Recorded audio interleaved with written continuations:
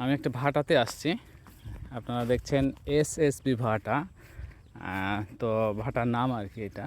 তো এদিকে সারি সারি ইটের হাঙ্গা লাগানো আছে, এদিকে দেখাই যাচ্ছে। তো এগুলো আর কি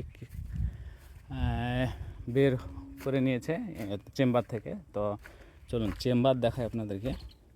অনেকেই ইটের ভাটার চেম্বার দেখেন নাই, যে এগুলো হলো এই চেম্বার, দেখছেন ছোট ছোট করে।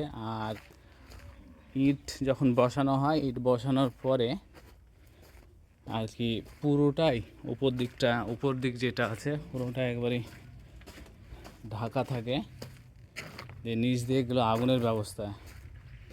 এগুলোতে যাবে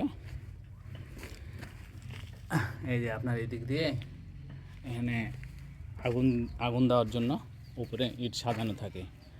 আর এটা হচ্ছে চুল্লির মুখ। হ্যাঁ, এইভাবে আর কি ভাটা সাজানো গোছানো থাকে। আমি জ্বলন্ত অবস্থায় একবার দেখেছিলাম, প্রচুর তাপ। তো এতটাই মানে যে আগুনের তীব্রতা, আপনি একবার আসলে বুঝতে পারবেন যে আসলে আগুন কতটা